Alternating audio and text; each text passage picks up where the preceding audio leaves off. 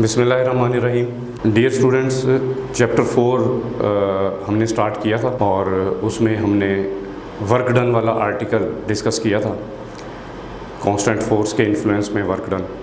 आज हम डिस्कस करेंगे work done by variable force. Variable force किसे कहते हैं? वेरिएबल फोर्स वो फोर्स है जो ड्यूरिंग वर्क डन चेंज हो। If magnitude of force is change due to position, velocity और time, then force is a variable force. अगर force change हो पोजीशन की वजह से, वेलोसिटी की वजह से या टाइम के लिहाज से, तो हम कहेंगे फोर्स चेंज हो रही है। For example gravitational force. हम जानते हैं ग्रेविटेशनल फोर्स का फार्मूला। ग्रेविटेशनल फोर्स डिस्टेंस के स्क्वायर के इन्वर्सली प्रोपोर्शनल है। F is equal to G m1m2/r²। तो जैसे जैसे डिस्टेंस बढ़ेगा वैसे वैसे फोर्स स्क्वायर के साथ इन्वर्सली रिलेट करेगी।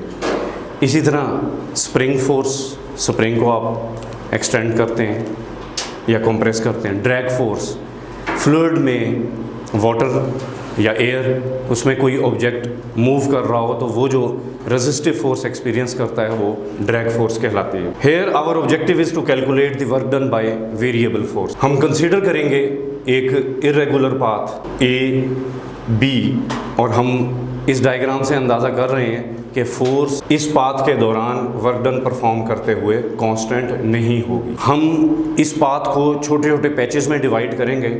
हम जानते हैं formula W is equal to F.D, जिसे ओपन करते हैं आप FD cos थीटा, तो कांस्टेंट फोर्स के लिए। तो हम पाथ को छोटे छोटे पैचेस में डिवाइड करेंगे।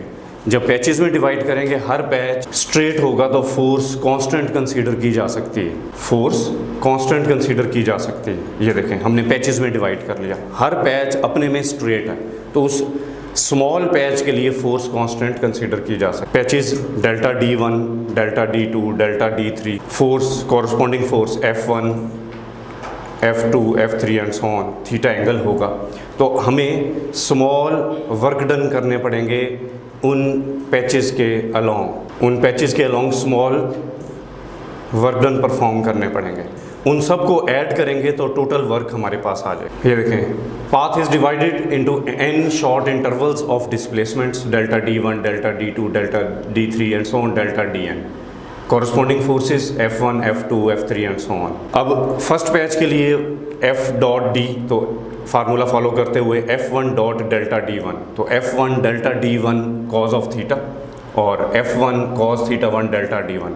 सिमिलरली सेकंड पैच के लिए, थर्ड पैच के लिए and so on, nth patch के लिए। इन सब को ऐड करेंगे तो हमारे पास टोटल वर्क आ जाए, जिसको हम sign of summation sigma use करते हुए सिंगल जनरलाइज टर्म में लिखेंगे। Fi cos theta i delta Di general term है, और i जो वेरिएबल है उसकी वैल्यू 1 से n तक है। आप i में 1 से n तक वैल्यू पुट करें, ये पूरी सीरीज़ जो वर्क डन की, जो तमाम पैचेस के लिए वर्क डन है, जिसको ऐड अप करके हमने total work done find out करना है, वो आ जाएगी। हम अब से पहले जो वर्क वाला लेक्चर डिस्कस कर चुके हैं, उसमें हमने डिस्कस किया था area of force displacement graph work done के इक्वल होता है। तो इसी तरह यहाँ पे भी ग्राफिकल मेथड यूज़ करेंगे। Graphically work done by variable force is represented by the curve between F cos theta and D। Displacement is subdivided into n intervals. Area under each interval is equal to work done. Area under each curve is equal to work done.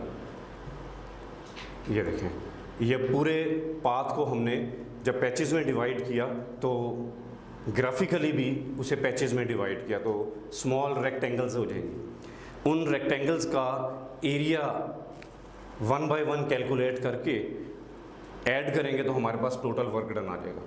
अच्छा, अब देखें, specially यहाँ पे pure rectangle नहीं बन रही, तो definitely work done की वैल्यू कैलकुलेट करने में डिस्क्रिपेंसी आ सकती है, क्योंकि प्योर रेक्टेंगल नहीं बन रही। तो हम क्या करेंगे, इस एरर वाली वैल्यू को डील करने के लिए, इस एरर को रिमूव करने के लिए हम क्या करेंगे, हम मज़ीद स्मॉल पैचेस में उस पाथ को डिवाइड कर देंगे।